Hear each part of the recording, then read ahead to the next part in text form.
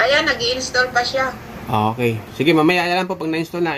Ako na lang po muna babasa. Ikaw muna magbasa. Apo, sige po. Ito po nasa Kawikaan 26 verse 4 hanggang 5. Ang sabi po, huwag mong sagutin ng mangmang nang ayon sa kanyang kamangmangan. Baka ikaw man ay maging gaya rin niya. Yan po yung sabi sa 4. Sa pagpapatuloy po sa 5, ang sabi naman, sagutin mo ang mangmang ayon sa kanyang kamangmangan. Baka siya ay maging pantas sa saganang kanya. So napansin po ba ninyo yun? Parang sa biglang tingin, ang sabi sa verse 4, huwag mong sagutin ng mangmang. No? Pagdating naman sa verse 5, sagutin mo ang mangmang. So magkasunod na verse, parang sa biglang tingin, parang magkakontra, ano po, no? Sagutin at saka... Opo, ngayon, alamin muna... Sagutin at huwag sagutin. O yung nga po, opo, kasi sinasabi ng iba po kasi magka-kontra yung sinasabi sa Bible. So, sa pagpapatuloy ng ating pag-aaral, titingnan natin mamaya, isosolve natin kung ano ba yung, paano natin siya i-reconcile, no? Kung yan ba talagang talata na yun na magkasunod, kung talaga ba yan ay magkakontra. So, dapat muna nating alamin, kung sino-sino yung mga mangmang na sinasabi sa Bible. Ayan po. Sagutin ang mangmang ng ayaw sa kanilang kamangmangan. Opo, tapos sumunod. Meron ka na pala dyan eh. Meron na po, nagbukas na po. Ito na. Opo, ngayon, titingnan muna natin sa Bible, sino-sino ba yung mga mangmang na pinapakilala ng Bible, ano po? Pakibasa po ang awit. Awit, ano? Chapter 14. Awit 14. Ang verse niya po ay 1. Ito, sige. Awit 1. Apo. Ang mangmang ay nagsabi sa kanyang puso, walang Diyos. Sila'y nagpapahamak, sila'y nagsigawa ng kasuklam na mga gawa. Walang gumagawa ng mabuti. Ayun po, ang una po natin nabasa. Yan ang mga mangmang. Opo, ang una po natin nabasa na mangmang, ang isa po dyan, yung mga nagsasabing wala daw Diyos. So sa ating panahon, marami naman tayong maririnig yan. Isa na nga po dyan, tawag nila yung atheist o yung mga ateista. Sila po yung mga nagsasabi na wala daw Diyos. Bagaman sila may mga matataas na pinag-aralan, pero sinasabi nila wala raw Diyos. Hindi sila naniniwalang may Diyos, kaya nga sila, ano lang sila eh. Kung ano lang yung gusto nilang gawin. Hindi yan ang pilosopo, hindi yan, iba yun. Iba naman po yun. Yung mga atheists kasi nagsasabihan sila, walang Diyos na lumalang ng lahat ng bagay, lahat daw yan parang Big Bang. Yun ang sinasabi nila. So patuloy tayo, no? Yun po yung isa. Ito naman po yung pangalawa, yung nasa Kawikaan 1 at 7. Okay. Ang sabi, ang takot sa Panginoon ay pasimula ng kaalaman. Ngunit ang mangmang ay humahamak sa karunungan at turo. So ang isa pang mangmang dito, yung humahamak sa karunungan at turo. Yan, yung isa rin yan na sinasabi sa Bible na nasa kategory na mangmang. No? Mga mangmang. Marami pala mga kategory ang mga mangmang. Opo, yan. Pangalawa po yan. Sa pangatlo po tayo, sa Kawikaan pa rin, 10 at 18. Pakisuyo po konti. Ito, kapangatlong mangmang. Siyang nagkukubli ng mga pagtatanim ay sa mga pangdarayang labi at siya'y magpaparatang ay mangmang. Siya pa po dyan. Yung mga mahilig magparatang ng mga tao, siguro, alam naman ho natin yan, may mga tao talagang ganyan. No? Nagpaparatang sila sa kapwa nang wala man lang mga ebidensya, nagpaparatang sila. Isa yan sa tinatawag ng Bible na mga mangmang. Yan ang isa, pangatlo. Yung pang-apat naman sa Kawikaan pa rin po. May pang-apat pa. Kawikaan 20 at 3. 20, Kawikaan 20 tapos 3. Okay, 20 tapos 3. Karangalan sa tao ang mag-ingat sa pakikipagkalait, pakikipagkaalit, ngunit bawat mangmang ay magiging palaaway. Isa pa dyan, yung mga palaaway, Mangmang. isa pa yan na kategory ng mga mangmang. Oo. Pag nakakita ka mga palaaway, yan. Mangmang po Palaway. yan. Palaway, mangmang yun. Yan, marami tayong ganyang kilala. Palaaway. Kasi wala nga silang ano diyan. Opo, ngayon, panglima po tayo. Kawikaan 22:15 ang sabi. Palaway pa, Ako na po mangmang muna pala yun. babasa. 22:15 ng Kawikaan. Sige. Ang kamangmangan ay nababalot sa puso ng bata. Ngunit, ilalayo sa kanya ng pamalong pangsaway. So, siyempre, normal, dahil nga sa bata yun, talagang normal sa kanila, may kamangmangan dahil nga bata sila. Pero, ilalayo daw yun ng pamalong pangsaway. So, kailangan ng bata talaga sinasaway pag may nagagawang mali. Para paglaki nga naman nila, hindi naman nila madala yung maling nagawa nila. Kasi ang bata, sabi nga sa Hebreo 5:13, sapagkat bawat tumatanggap ng gatas ay walang karanasan sa salita ng katwiran, sapagkat siya ay isang sanggol. O lalo na kung sanggol, walang karanasan sa katwiran, walang alam yun. No? Kaya dapat ang bata talaga, habang bata pa, tinuturuan na. No, para yung kamangmangan niya, paglaki niya, kagaya nun, hindi siya magiging palaaway, hindi niya sasabihin na walang Diyos, no? Yung mga binasa natin nung kanina. So, tuloy tayo sa pang-anim naman, sa Mateo 7:26. Sa Mateo. Opo, 7:26. Babasahin ko po ulit. At ang bawat dumirinig ng aking mga salitang ito at hindi ginaganap ay matutulad sa isang taong mangmang na itinayo ang kanyang bahay sa buhanginan. So isa pa ho ito na mangmang. Mangmang pa. No, yung mga dumirinig ng kanyang mga salita pero hindi naman ginaganap, matutulad daw siya sa isang mangmang na itinayo yung kanyang bahay sa buhanginan. Biruin mo, di ka ba naman ba mangmang no, nagtayo ka ng bahay doon sa buhanginan. O di pagka bumagyo yun, sira. So mangmang, parang ganun din yun, yung mga nakikinig. Hindi mo naman ginaganap. O yun, mangmang ka rin, sinasabi ng Bible. Kaya nga sabi ni San Pablo sa sulat niya sa taga-Roma, sa Roma 2:13, ang sabi niya, sapagkat hindi ang mga tagapakinig ng kautusan ang siyang mga ganap sa harapan ng Diyos, kundi ang nangagsisitalima sa kautusan ay aariing mga ganap. So yan po yung isa pang mangmang. So sabay pang 7 naman tayo sa Galatia 3, chapter 3. Ang sabi ni San Pablo sa sulat niya sa mga taga-Galacia, napakamangmang na baga kayong nagpasimula sa espiritu, ngayon nangagpapakasakdal kayo sa laman. So, isa pa to na mangmang. No? Magaman sila nung pasimula, maalab sila sa mga spiritual na gawain.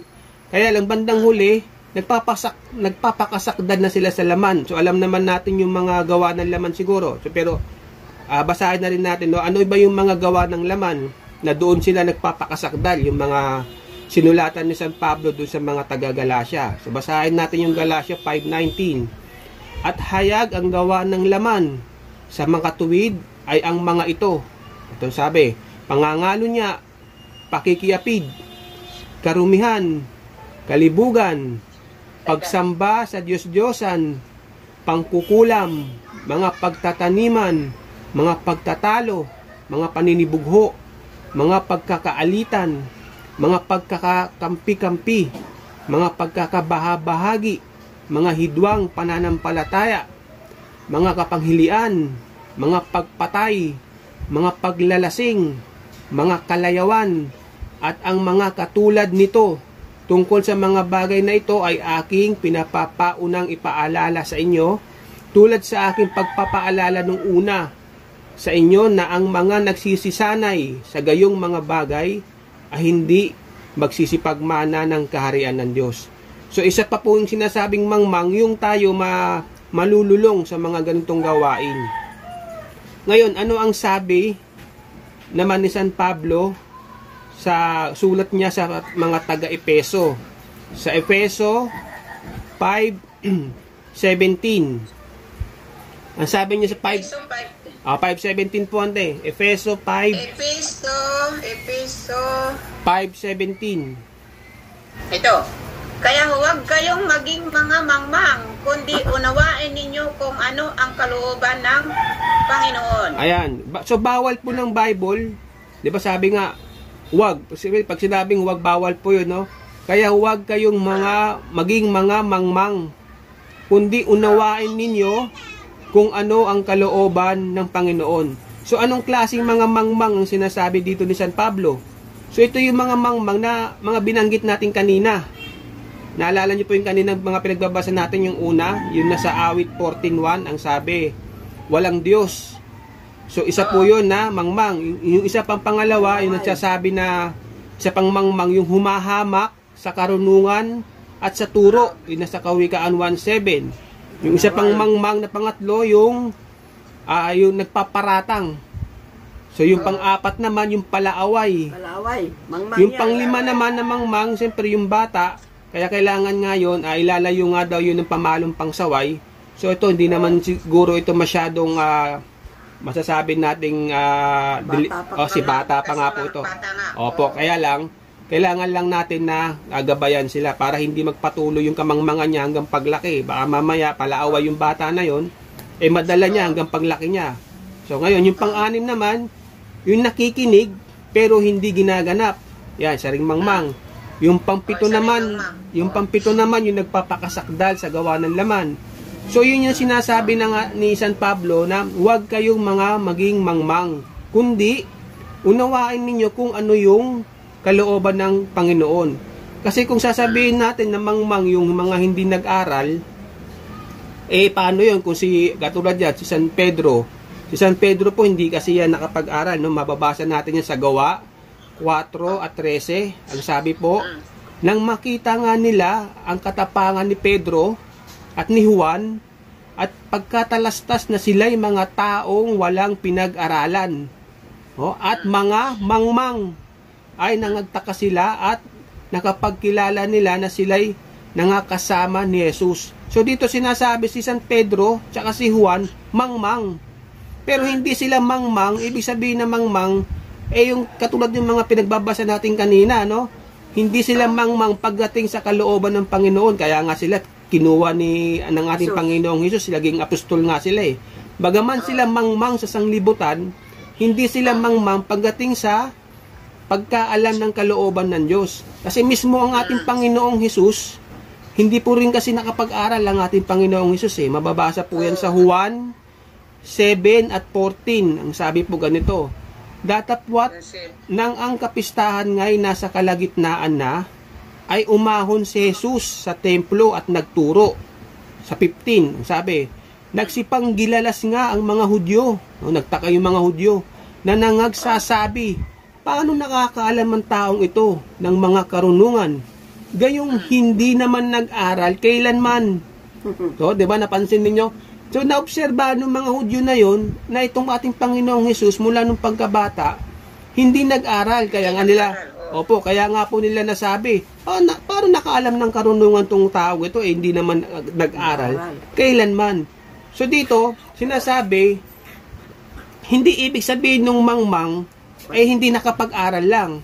No? Kasi baka kasi isipin ng iba, huwag kayong maging mga mangmang. Kailangan mag-aral ako. So, hindi ganun ang ibig sabihin. So, dito, ang ibig sabihin lang yung mga mangmang na sinasabi na huwag kang maging mga mangmang, sa madaling salita, dapat maalam ka sa kalooban sa mga aral ng Diyos. O dapat doon ka maalam, hindi yung sa sanglibutan lang. Anong katunayan? Bakit hindi dapat sa sanglibutan marunong ka? Pagdating naman sa kumbaga pang espiritual, pagdating sa Diyos, wala kang alam. Pag sa sanglibutan, maalam ka. Basahin natin ang unang Korinto 1:20. Saan naroon ang marunong? Sabi, saan naroon ang eskriba? Saan naroon ang mapagmatuwid sa sanglibutang ito? Hindi bagad ginawa ng Diyos na kamangmangan ang karunungan ng sanglibutan? So para sa Diyos, ginawa niyang kamangmangan lang yung karunungan ng sanglibutan.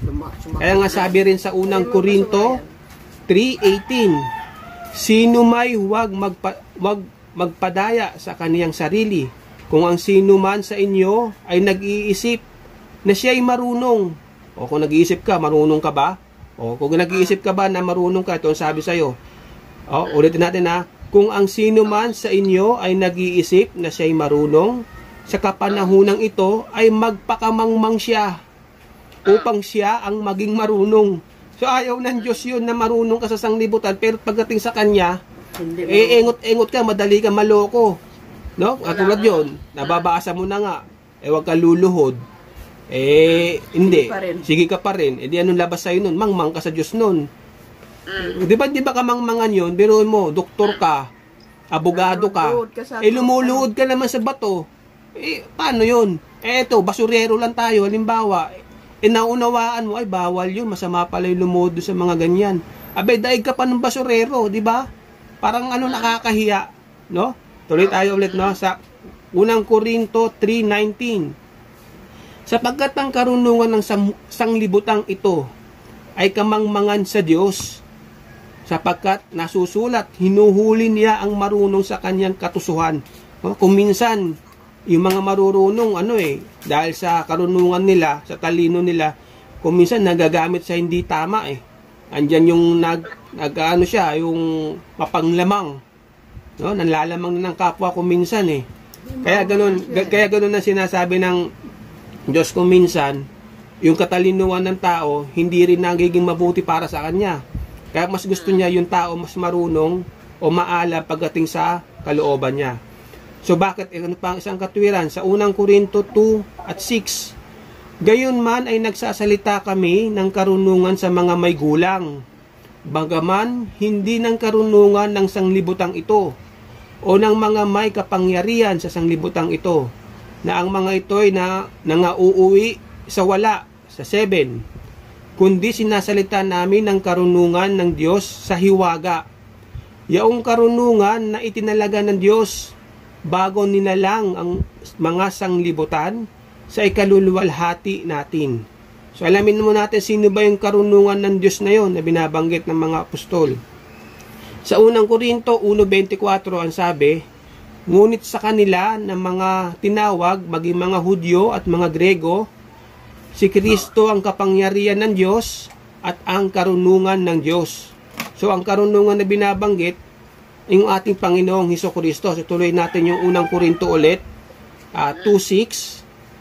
Gayon man ay nangagsasalita kami ng karunungan, yun nga yung ating Panginoong Hesukristo, sa mga may gulang, magaman hindi ng karunungan ng sanglibutang ito o ng mga may kapangyarihan sa sanglibutang ito, na ang mga ito'y nangauuwi sa wala. Sa unang Korinto 2:7, tutuloy lang ho natin. Kundi sinasalita namin ang karunungan ng Diyos sa hiwaga, yaong karunungan na itinalaga ng Diyos bago ninalang ang mga sanglibutan sa ikaluluwalhati natin. Sa 8, na hindi na pagkilala ng sinumang pinuno ng sanglibutang ito, sapagkat kung nakilala sana nila ng sanglibutang ito, yung karunungan na sinasabi ng mga apostol, yun nga po yung ating Panginoong Hesukristo. Kung nakilala sana nila, ay di ipinako sa krus ang Panginoon ng kaluwalhatian.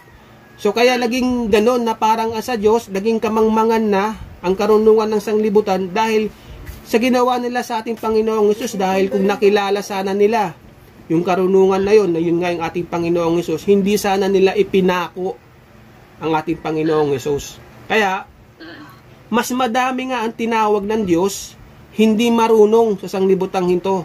Mas marami siyang tinawag, yung mga simple lang, walang masyadong mataas na pinag-aralan. Katunayan, sa unang Korinto 1:26, ang sabi niya, sapagkat masdan ninyo ang sa inyo'y pagkatawag, mga kapatid. So sabi ni San Pablo ito sa mga taga-Korinto, na hindi ang maraming marunong ayon sa laman, hindi ang maraming may kapangyarihan, hindi ang maraming mahal na tao ang tinawag.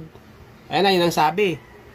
Sa 27, unang Korinto 1:27, kundi pinili ng Diyos ang mga bagay na kamangmangan ng sanglibutan upang hiyain niya ang mga marurunong at pinili ng Diyos ang mga bagay na mahihina ng sanglibutang ito upang hiyain niya ang mga bagay na malalakas. Biruin mo, no? Tama naman talaga yun eh. Isang kahihiyan nga naman yun sa marurunong. Biruin mo, doktor ka, abogado, luluhod ka sa bato. Ano yun? Kakahiya yun. Kasi, biruin mo yung basurero lang, walang mataas na pinag-aralan. Naunawaan niya yung sinasabi ng Bible sa unang, sa Deuteronomio, di ba, 5:7, huwag kang gagawa ng larawang inanyuan, huwag kang yuyukod, huwag kang luluhod, etc. Yung mga sinasabi po doon. Biruin mo yung basurero, naunawaan yon, hindi siya lumuhod. Tapos eto naman yung doktor, abogado, luluhod-luhod ka doon. Biruin mo yung rebulto, binigyan lang ng karapatan ng pare, di ba, binibindisyonan yon para magkaroon siya ng karapatan na luhuran. Kaya nga po yung mga naglalako, no, yung mga naglalako ng rebulto, pagka hindi pa raw nabindisyonan yon, di ka pwedeng manalangin dun sa harap nila. Kailangan pabindisyonan mo muna sa pare.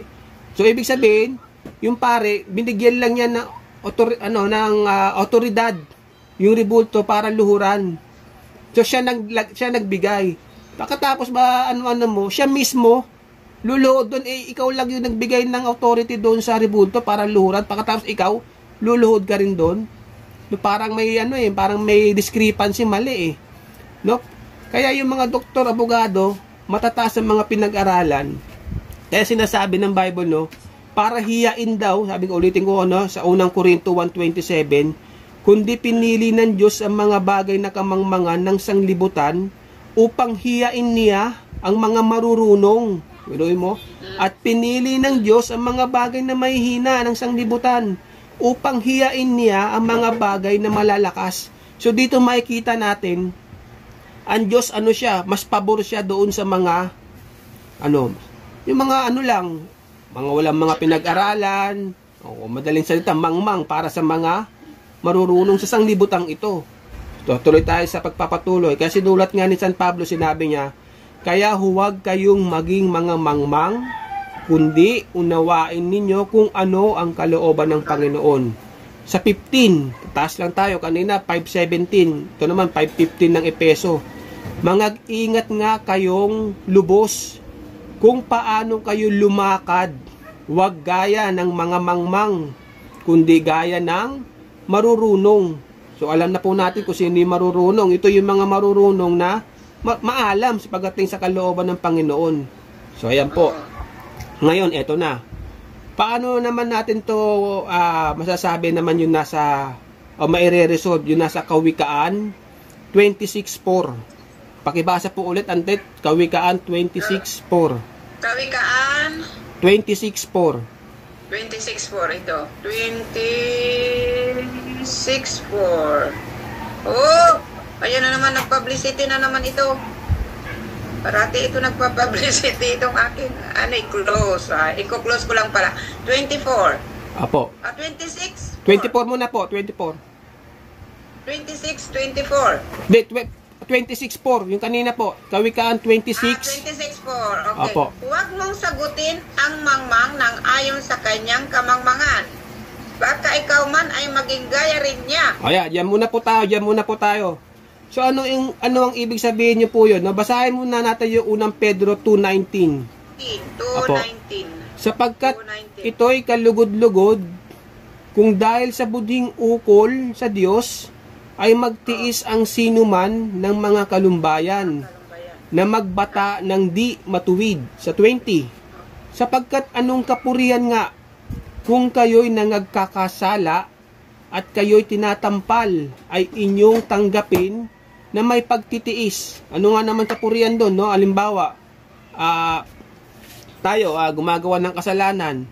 Kung gantihan tayo ng kapwa natin ng ayon din sa ating ginawa na mali, kahit magtiis tayo, walang kapurihan doon kasi gumawa ka naman ng mali eh.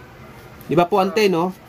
Kahit kung titiisin mo yung ginawa sa ng kapwa mo, walang kapurihan dahil gumawa ka rin naman ng mali sa kapwa mo eh. Di ba po, no? Yun ang ibig sabihin ni San Pedro. Sapagkat anong kapurihan nga kung kayo'y nangagkakasala, yung gumagawa ng kasalanan, at kung kayo'y tinatampal, ay inyong tanggapin na may pagtitiis. Walang kapurihan doon, no? Kasi gumawa ka rin naman ng kasalanan sa kapwa mo eh. Eh kung gantihan ka ng kapwa mo, Binato ka lang ng kung ano ang binato mo. kung binato ka ng kung bumato ka ng bato, tapos ginantihan ka rin ng bato, kung tiisin mo man 'yun, walang kapurihan doon. Kasi gumawa ka ng bato ka rin eh. Parang gano'n ang ibig sabihin. Ano po? Ngayon, tuloy tayo. Yun na nga, kung anong inano sa'yo, Yo. yun din ang babalik sa'yo. Ayun, yun po. Ngayon, tuloy tayo. Ngunit, kung kayo'y gumagawa ng mabuti, ito na, at kayo'y nagbabata, ay inyong tanggapin na may pagtitiis. Ito'y kalugod-lugod sa Diyos. Ngayon, kung tayo naman, gumagawa naman tayo ng mabuti, pero sa kabila ng ginagawa mong mabuti, ang iginanti sa iyo ay masama, kung tiisin mo man yun, kalugod-lugod yun sa Panginoon. Yun ang may kalugod-lugod. Ngayon, sabi ka nun sa 21 naman, tutuloy lang natin yung kanina, 21.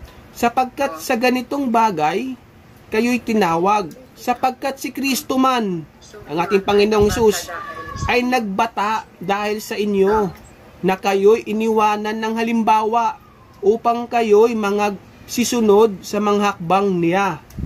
Nasa 23. O yan pa rin sa 1 Pedro 2:23. Na nang siya'y alipustahin, ay hindi gumanti ng pag-alipusta. Nang siya'y magbata, ay hindi nagbala, kundi ipinagkatiwala ang kanyang sarili doon sa humahatol ng matuwid. So, ganon. Balik tayo sa Kawikaan 26:4. Ang sabi, huwag mong sagutin ang mangmang ng ayon sa kanyang kamangmangan. Baka ikaw man ay maging gaya rin niya. O halimbawa ito, yung palaaway, no, nasa lubong mo. Bigla ka na lang inaway, pinagmumura ka, namo, pinag-aaway, pinag-ano ka, wala ka namang ginagawang masama sa kanya. Nasa lubong mo lang sa daan, pero mo, nasalubong mo lang sa daan yung mangmang, palibasa siya mangmang, palaaway nga eh. Nasalubong na pagtripang kasi ko, napangitan sa'yo. Sabi sa'yo, namo, sabing gano'n, ano? Ngayon, ang sabi rito, huwag mong sagutin ang mangmang ng ayon sa kanyang kamangmangan. Bakit daw? Baka ikaw man ay maging gaya rin niya. Pag sumagot ka, halimbawa sinabi sa'yo, namo, gumanti ka. Namo rin, sabi mong gano'n. Bandang huli, ano labas ninyo? Parehas na kayo. Parehas na kayo. Kasi bumaba ka doon sa level niya eh. Dinahawa ka doon sa kamangmangan niya. Pagkababa sa level niya. Dinahawa ka doon sa kamangmangan niya. Di ba po, no? Sosog tayo doon sa Kawikaan 26:4, ano? Okay na po. Ngayon, tuloy tayo sa 26:5 naman po ng Kawikaan. Pakibasa po. 5 ito. Mo ang mangmang ayon sa kanyang kamangmangan, baka siya ay maging pantas sa ganang kanya. Yan. Ayan, nakita nyo? Sabi naman doon sa 26:5, 5 ba? 5. Ito naman, lumalabas, sasagutin mo naman. Kamangmang. Yung mangmang, sasagutin mo. Ano ang pag-asa mo, bakit mo siya sasagutin? Baka sakali, sabi doon, di ba, maging pantas naman siya. Lumalabas, ganun naman. Di ba po, no? Ang layon naman dyan, kaya mo naman sasagutin yung mangmang, baka sakali sa pagsagot mo, maging pantas naman siya. Di ba ganun ba? Tama ba pagkakaano dyan? Ngayon, paano yan? Basahin natin ang sinasabi sa, ano ang isasagot natin dun sa mangmang na yun? Di ba ganun? So basahin natin ang Santiago 3:13. James 3:13. Yan. 13, okay, nandito ako. Sige. Sino ang marunong at matalino sa inyo? Pakita niya sa pamagitan ng mabuting kabuhayan ang kanyang mga gawa sa... Nasa lubong mo, mangmang, no? Sinisiraan ka, sinasabihan kang kung ano-ano. Kumbaga, kung ano mga pinagsasabi sa'yo. Ngayon, ikaw naman, palagay mo sa sarili, marunong ka, matalino ka. Siya naman, mangmang. Yung mangmang na yun, sinasabihan ka kung ano-ano, sinisiraan ka. Ang sabi ni Santiago, sino ang marunong at matalino sa inyo? Ipakita niya sa pamamagitan ng mabuting kabuhayan ang kaniyang mga gawa sa kaamuhan ng karunungan. So sa kabila ng mga ginagawa niya, mga paninira sa iyo, wag mong sundan yung kanyang kalokohan na yon. Wag mong gantihan yon. Ipakita mo sa kanya, mabuti ka pa rin. Yun, sinasabi nga, di ba? Kung marunong ka, ipakita mo. Saan mo papakita? Ipakita niya sa pamamagitan ng mabuting kabuhayan. Patunayan mo ngayon sa pamamagitan ng iyong kabuhayan na yung sinasabi ng kapwa mo na kaaway mo, na mga kung ano-ano man ang sinasabi sa'yo, ipakita mo sa kanya na mali siya. No? Sa pamamagitan ng iyong pamumuhay. Napakita ninyo yun. Kaya nga sabi ni Mateo sa 5:44, ang sabi niya, datapwat sinasabi ko sa inyo, ibigin ninyo ang inyong mga kaaway. At idalangin ninyo ang sa inyo'y nagsisiusig. So yun, ganun ang pagsagot sa mga ganung klaseng mga mangmang.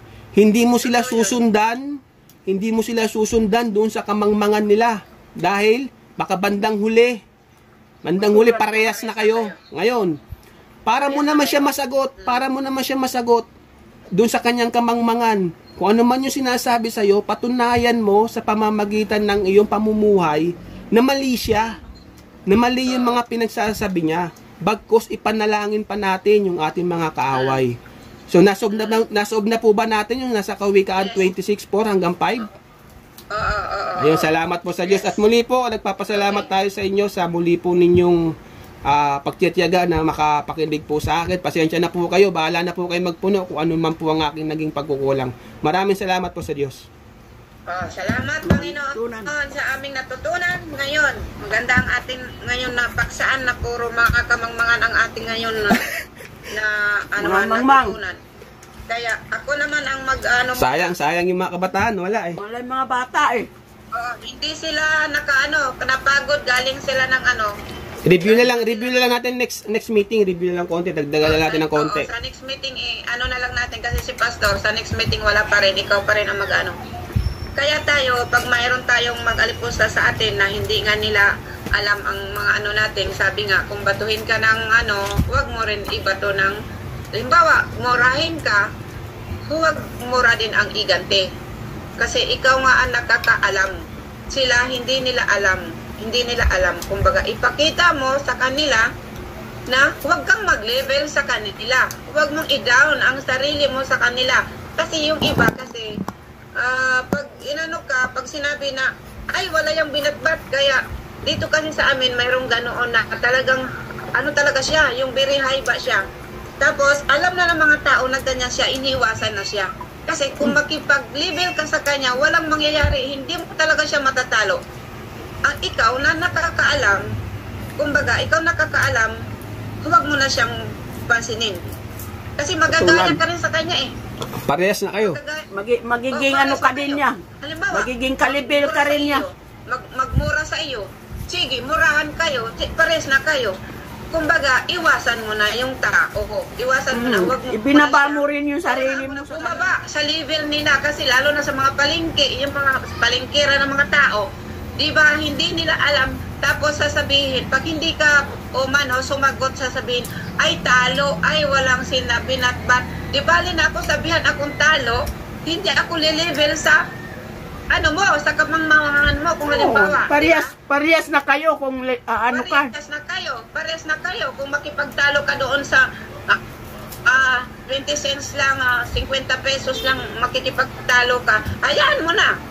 Yung mga ganyan, kasi merong ganyan kaunting bagay para bang nagngingit-ngit sa iyo. Hayaan mo na, huwag ka nang makipagtalo sa mga ganyan, mga yung mali. Hindi yung porket mahal mo, pababayaan mo na lang kasi mahal mo. Hindi. Kailangan din ang pagpalo or pagsaway, din yan para din yan sa bata. Hindi yung sabihin, ay baka magalit yung anak ko, magtampo sa akin. Hindi. Kasi sino pa ba ang magkukurik kundi yung mga mahal sa buhay, di ba? Kung kung iba ka, hindi naman makikialam sa'yo ng ibang tao. Kung iba ka, di ba? Hindi makikialam sa'yo. Kasi nga, kaya ka kinukurik, kaya nagkikare sa iyo, mahal ka ng mo. Halimbawa, sa mga magkakaibigan, kung anong mali, magkukurik kayo, hindi pabayaan na lang. Hindi yung magtatampuhan kayo, bakit ako ginanyan, hindi. Walang tampuhan sa kayo. Huwag kayong sa mga mag-level sa mga tao na walang alam.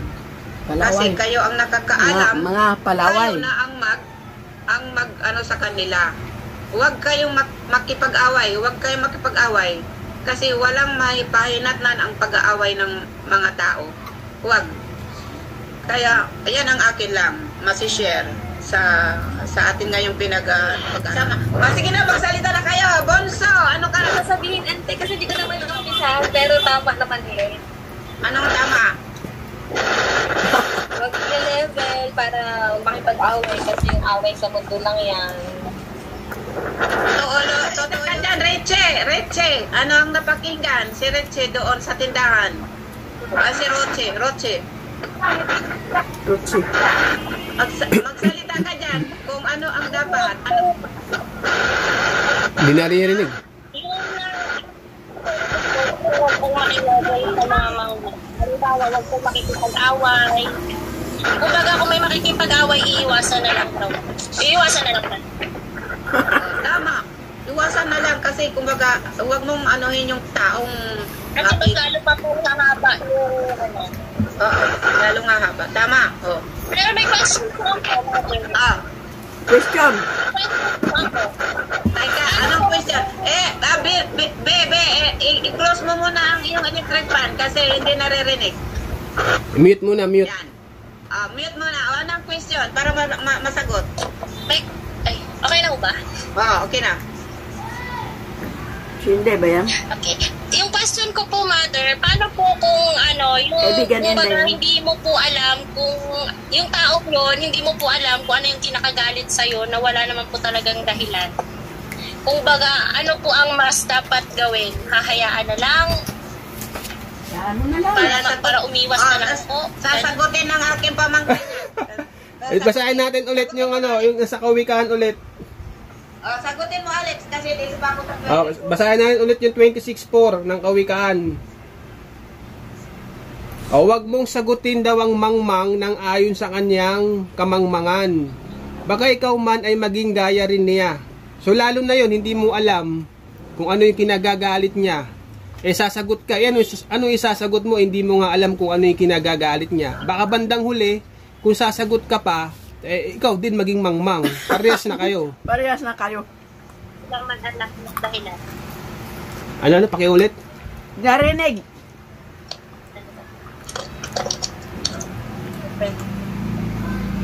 Hindi ko narinig yung sagot. Hindi ko narinig ang sagot. Pakiulit. Kaya po, ante, kasi sabi niya, hindi naman daw, Pakiulit ang sagot. hindi naman daw niya alam kung ano yung ikinagagalit nung tao. Basta nalang nagalit sa kanya. Yun yung pagkaka-pick up ko. Sabi nung Biblia, huwag mong sagutin yung mangmang nang ayon sa kanyang kamangmangan. Baka ikaw man ay maging gaya rin niya. Lalo na yon, hindi mo alam kung ano yung ikinagagalit niya laban sa iyo. Anong isasagot mo, hindi mo nga alam kung ano yun. So baka kung sumagot ka, lihis doon sa sinasabi niya, magkakasagutan kayo. Baka bandang huli, parehas na kayo.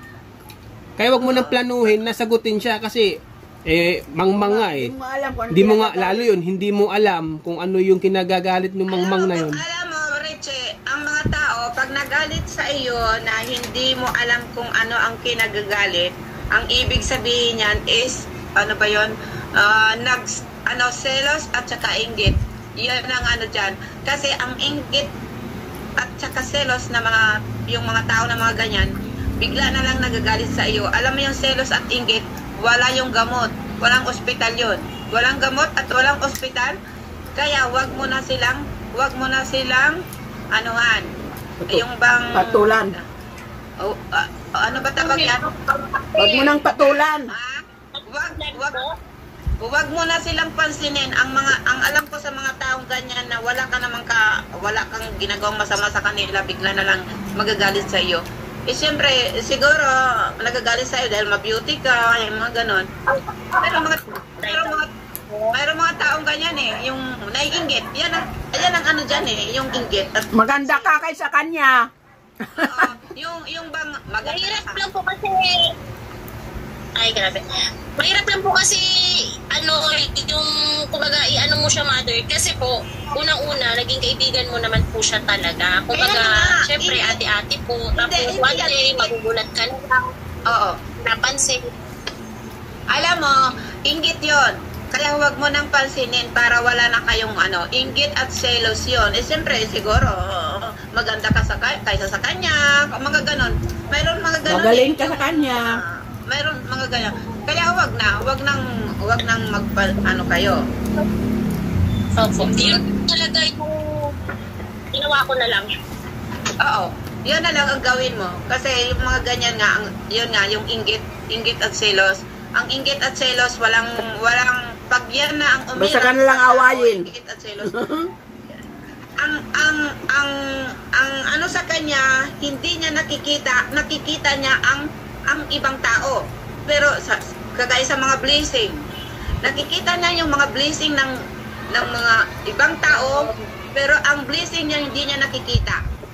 Yun ang dyan, ang isa sa mga dyan. Naiinggit siya sa blessing ng ibang tao, pero ang blessing niya hindi niya nakikita. Kaya yung mga ganyan naiinggit, pabayaan na lang, or ano ang aanuhan mo dyan, Pangke na Alex, yung mga taong mga ganyan, Ipanalangin na lang po, ipanalangin po natin. Panalangin. Panalangin na lang natin. Ipanalangin mo na lang, hindi ba sasabihin na, oy, bakit galit ka sa akin? Ano bang problema natin? Hindi na. Opo, wag na po kasi ibang baka sa ganun ka sasagot na naman sila. Hindi na matatapos po 'yun. Okay. Wag mo na lang daw i-argue. Hayaan mo na lang siya kung yan ang gusto niya na magalit sa iyo, na wala ka namang basta ang sa iyo is malinis ka, wala kang ginagawang masama sa kanya, kumbaga hayaan mo na lang siya. Di kung makipagbati ulit sa iyo, di batiin mo na, wag mo nang i-confront pa, oy, bakit galit ka sa akin, ano bang ginawa ko sa iyo? Yung mga ganon, hayaan mo na lang siya. Diba? Nakuha mo na? Sige, okay. Okay, wala na ako. Ayan, si Vivian, magtatanong si Vivian. Maganda kasi mayroon nagtatanong kasi natututo tayo. Tanong. Kasi mga 4 years ago, di ba nagkaaway kami nung kapatid ko. Ayan. Sinabi, ang ginawa ko, para kasi pag naririnig ko yung sinabi niya, masakit sa dibdib. Ang ginawa ko, blinak ko na lang siya para wala na ako marinig, hindi na ako masaktan. Tama ba yun? Dahil lang po, babasahin ko. Nasa ano po yan kanina? Wala kang boses, Alex? Binasa po natin kanina yan Teka lang po Sabing ganon, huwag kang padaig sa masama. Nasa Roma po ito, Roma 12:21. Ang sabi, huwag kang padaig sa masama, kundi bagkus daigin mo ng mabuti ang masama. Ayun. Nakita niyo pa ninyo. Ngayon, ito pa sabi sa unang Pedro 3:9. Ang sabi, na huwag ninyong gantihin ng masama ang masama o ng alipusta ang pag-aalipusta, kundi ng pagpapala. Bakit kaya? Sapagkat dahil dito kayo'y tinawag upang kayo'y mangagmana ng pagpapala. Sabihin mo na lang, pagpalain ka nawa ng Panginoon. Sabi pa sa Roma 12:19, sabi pa ganito, huwag kayong mangaghigantihan, mga iniibig, kundi bigyan ninyong daan ang galit ng Diyos, sapagkat nasusulat, akin ang paghihiganti, ako ang gaganti, sabi ng Panginoon. Kung may mga kaaway tayo, so ipagpa-Diyos natin, imbis na tayo, gumanti tayo, bahala na po yung Diyos doon. Bahala na yung Diyos ang gumanti sa kanya. Ganun na lang po. Pag-awain ka, sabihin pagpalain ka naway ng Panginoon, sabihin mo. 4 years or 5 years, di ba, sabi ko nga, nagkita kami nung last lamay ni Bert, parang wala nang nangyari. Ibig sabihin, wala na yung mga samaan ng loob, ganun, parang okay na. Kasi tagal namin hindi nag-usap Kaya nung magkita kami ulit, parang okay na siya. Hindi ko na rin binanggit yung mga para tama, wag na. Tiisin nyo na lang po. Ate Bibian, tiisin nyo lang po kasi kalugod-lugod daw sa Panginoon. Yan sabi nga ni San Pedro sa unang Pedro 2:20, sabing ganun. Sapagkat anong kapurihan nga, kung kayo'y mangagkakasala at kayo'y tinatampal, ay inyong tanggapin na may pagtitiis. So kagaya ng sinabi natin kanina, kung tayo gumagawa ng kasalanan, gumanti yung tao na ginawa natin ng kasalanan, kung tiisin man natin yun, anong kapurihan? Walang kapurihan doon. Ngayon, tuloy natin yung sinasabi. Ngunit, kung kayo'y gumagawa ng mabuti, at kayo'y nagbabata, ito, nagtitiis ka, ay inyong tanggapin na may pagtitiis, ito'y kalugod-lugod sa Diyos. Oh, yan. So kaluguran sa Diyos yung Nagtitiis. atiisin mo na lang kung ano man yung kasalanan ng kapwa natin na hindi ka hindi sila, ang tawag ito, hindi ka pinapakitaan ng mabuti sa kabila nung ginagawa mo ng kabutihan sa kanila, hindi ka ginagantihan. So wag na natin expect yun na yung ginagawa nating mabuti, gantihan ka rin ng kapwa mo. Kung hindi ka gantihan, okay lang. Kasi sabi naman ng Panginoon, di ba? Siyang Kung gaganti. tinatanggap natin na may pagtitiis daw, kalugod-lugod sa Diyos po yun. Sa drugs na Opo, opo. di ba? Pray mo na lang. Kaya kayo mga kapatid, kayo, i-pray mo na lang siya ng balang araw. Magising din siya. Ano na, wala nang masasabi. At May babasahin lang po, ano, yung nasa Kawikaan 18:2. Ang sabi ganito, ang mangmang ay walang kaluguran sa pag-uunawa, kundi maihayag lamang ang kaniyang puso. Oh. So, yun yung palatandaan din ng isang mangmang yun. Maihayag mo lang yung kamangmangan mo. Opo. ang puso niya, ang inano niya, ang nilip. Meron lang po kung ano, talinghaga po ito ng ating Panginoong Hesus. Nasa Mateo po 21 verse 33. Patuloy, tiyagain nyo lang po. Pakinggan ninyo ang isa pang talinghaga. Yan, sabi natin Panginoong Jesucristo. Talinghaga. Parang kwento po ito eh. May isang tao na puno ng sangbahayan na nagtanim ng isang ubasan at binakuran niya ng mga buhay na punong kahoy sa palibot, yung kanyang ubasan, ano? At humukay roon ng isang pisaan ng ubas. At nagtayo ng isang bantayan at ipinagkatiwala yaon sa mga magsasaka at napasa ibang lupain. Sa 34. At nang malapit na ang panahon ng pagbubunga, yun, yung tinanim niya, magbubunga na, ay sinugo ang kaniyang mga alipin sa mga magsasaka upang tanggapin ang kaniyang bunga. Sa 35. At pinaghawakan ng mga magsasaka ang kaniyang mga alipin. Yung sinugo nung may-ari, no? Yung mga alipin niya, sinugo niya para, kasi mamumunga na yung kanyang ubasan eh. So nagsugo siya. Ngayon, yung ginawa nung mga magsasaka, ito na. At pinaghawakan ng mga magsasaka ang kanyang mga alipin at hinampas nila ang isa. At ang isa'y pinatay. At ang isa'y binato. Ayan, ang sabi. Ngayon, sa 36. Muling sinugo niya ang ibang mga alipin. Nagsugo na naman yung may-ari ng ubasan. Nagsugo na naman. Na mahigit. Ulit ha. Muling sinugo niya ang ibang mga alipin na mahigpit pa sa nangauna. Mahigit pa sa nangauna. Na ginawa rin sa kanila ang gayon ding paraan. Kung paano yung unang sinugo ng may-ari ng ubasan, kung paano yung ginawa ng magsasaka na yon, yung pangalawang sinugo naman, ganun din ang ginawa nung magsasaka na yon, yung bantay, no? Binuhay mo, tapang nito, no? Pinabantay lang sa kanya, no? Tapos ganun siya kalupit. Ngayon sa 37. Datapwat pagkatapos ay sinugo niya sa kanila ang kaniyang anak na lalaki. Ito na. Yung anak naman niya ang sinugo na ngayon kasi yung unang mga alipin hindi umubra. Nagsugo ng pangalawa. Hindi pa rin umubra ngayon. Ang sinugo niya ngayon, yung anak niya lalaki. Ito na, ulitin ulit. Datapwat pagkatapos ay sinugo niya sa kanila ang kaniyang anak na lalaki na nagsasabi, igagalang nila ang aking anak. Sabing ganun nung may-ari. Datapwat nang makita ng mga magsasaka ang anak. So ito, nakita ng mga magsasaka yung anak na ng may-ari. Ay nangag-usapan sila. Ito ang tagapagmana. Ali kayo. Siya ay ating patayin at kunin natin ang kaniyang mana. Sabing ganun, ano? Lupit talaga ito. Biro yung bantay lang, ganun kalupit. Sa 39. At siya ay hinawakan nila at ipinataboy siya sa ubasan at pinatay siya. Pinatay yung may-ari. May-ari, yung anak ng may-ari, pinatay sa 40. Pagdating nga ng Panginoon ng ubasan, ano kaya ang gagawin ng mga magsasakang yaon? Palagay nyo, anong gagawin kaya nung may-ari nung doon sa mga magsasaka? Pero mo, yung unang mga alipin, pinatay. Ginapos, pinatay. Pangalawa, pinatay din. Ito yung sinugo niya, yung anak niya na eh. Isip niya, gagalang ito dahil anak ko na to eh. No? Sinugo niya yun. Aba, wala rin, effect.